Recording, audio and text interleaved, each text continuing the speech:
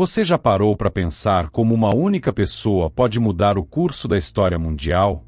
Hoje, vamos mergulhar na vida e no legado de uma das figuras mais influentes e controversas do século XX, Henry Kissinger. Como um acadêmico de Harvard se tornou arquiteto da política externa americana, moldando o mundo em que vivemos hoje. Fique comigo para a gente desvendar os segredos, as estratégias e o gênio por trás de Henry Kissinger. Nascido na Alemanha em 1923, Heinz Alfred Kissinger fugiu do regime nazista com sua família e chegou aos Estados Unidos em 1938. Essa experiência de fuga e adaptação a um novo mundo forjou nele uma visão pragmática e, por vezes, implacável da política internacional. Ele via o mundo não como deveria ser, mas como ele realmente era, uma arena de poder, interesses e equilíbrios delicados. Essa filosofia, conhecida como Realpolitik, se tornou a sua marca registrada. Depois de servir no exército americano durante a Segunda Guerra Mundial e se formar com louvor em Harvard, Kissinger rapidamente se tornou uma estrela no meio acadêmico. Seus estudos sobre a diplomacia europeia do século XIX, especialmente sobre o Congresso de Viena, deram a ele uma base teórica poderosa. Ele acreditava que a estabilidade global não vinha de ideais morais, mas de um equilíbrio de poder cuidadosamente gerenciado entre as grandes nações. Para Kissinger, a paz duradoura era o resultado de negociações complexas e, às vezes, de decisões moralmente difíceis. A grande chance de colocar suas teorias em prática veio em 1969, quando o presidente Richard Nixon o nomeou conselheiro de Segurança Nacional. Juntos, Nixon e Kissinger formaram uma das duplas mais dinâmicas da história da política externa americana.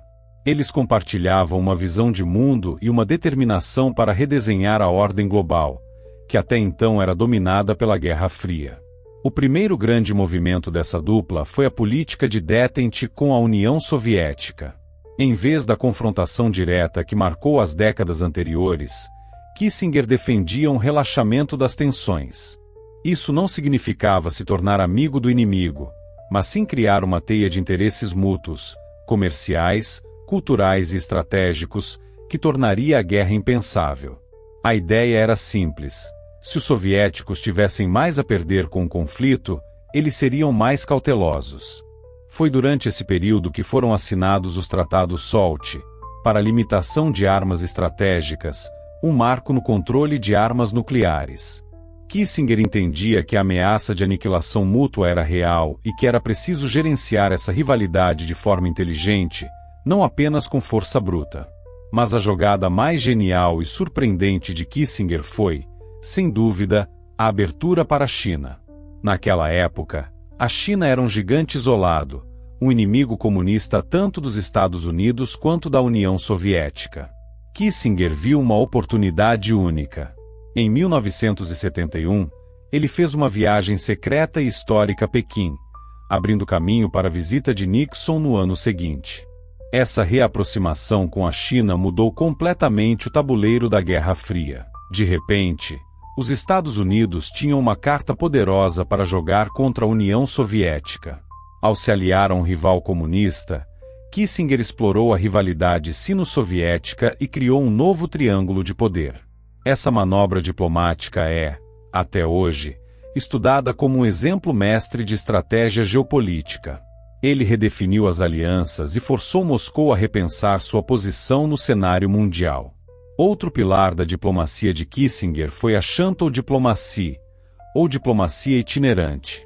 Após a Guerra do Yom Kippur em 1973, entre Israel e uma coalizão de países árabes liderada por Egito e Síria, o Oriente Médio estava à beira de uma explosão. Kissinger, então secretário de Estado, passou semanas voando incansavelmente entre as capitais da região, Cairo, Damasco, Tel Aviv, negociando acordos de cessar-fogo e desengajamento.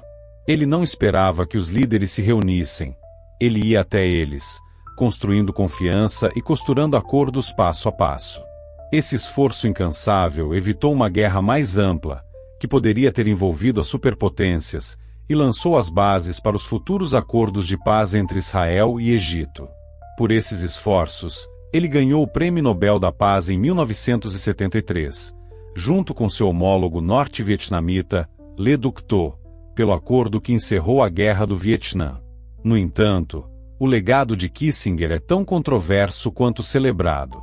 A mesma Realpolitik que produziu a abertura com a China também levou a decisões moralmente questionáveis.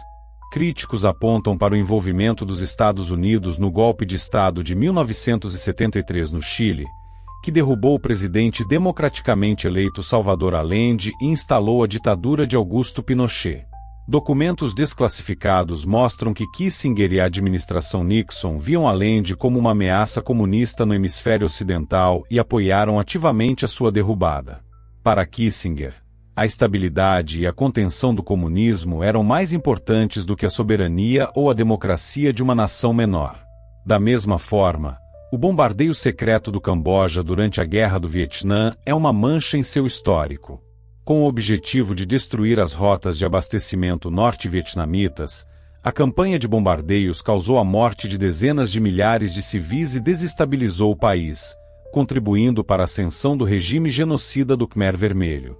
Para os críticos, isso mostra o lado sombrio do pragmatismo de Kissinger, a disposição de sacrificar vidas inocentes em nome de um objetivo estratégico maior. A política de Kissinger em relação à América Latina, seu apoio a regimes autoritários na Argentina e em outros lugares, e seu papel na crise do Timor-Leste são outros exemplos que alimentam o debate sobre seu legado. Ele foi um estadista genial que garantiu a paz ou um manipulador cínico que ignorou os direitos humanos em nome do poder? A verdade, como sempre, é complexa e provavelmente está em algum lugar no meio. Mesmo depois de deixar o governo, Kissinger continuou a ser uma voz poderosa nas relações internacionais por décadas. Como consultor, escritor e comentarista, ele aconselhou presidentes, de Ford a Bush, e moldou o debate público com seus livros e artigos.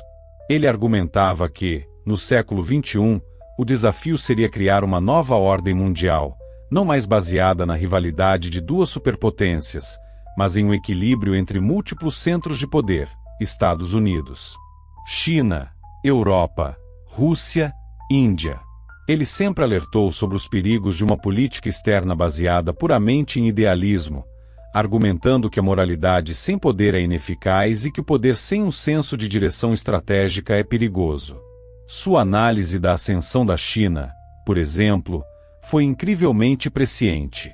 Ele previu que a relação entre os Estados Unidos e a China seria o principal desafio geopolítico do nosso século, uma dinâmica que exigiria uma mistura cuidadosa de cooperação e competição.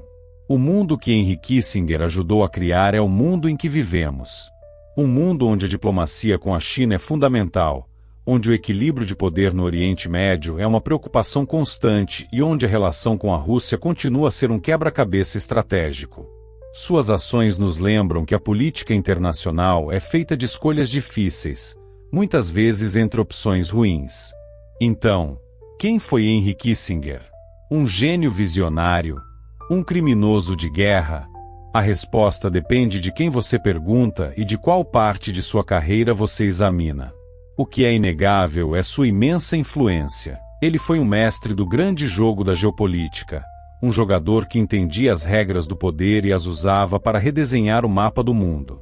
Sua história nos força a confrontar questões fundamentais. Qual é o preço da estabilidade? O fim justifica os meios na arena internacional? E como equilibramos nossos ideais com as duras realidades do poder? Estudar Kissinger não é apenas estudar o passado, é entender as forças que continuam a moldar nosso presente e futuro. É por isso que, décadas depois de deixar o poder, seu nome ainda provoca debates acalorados e fascínio. Ele foi, para o bem e para o mal, um verdadeiro arquiteto da ordem mundial moderna. O que você acha? Kissinger foi um herói ou um vilão? Deixe sua opinião nos comentários. Eu adoraria saber o que vocês pensam sobre essa figura tão complexa. E se você gostou dessa análise profunda sobre os bastidores do poder global, não se esqueça de deixar o seu like, se inscrever no canal e ativar o sininho para não perder os próximos vídeos. Muito obrigado por assistir e até a próxima!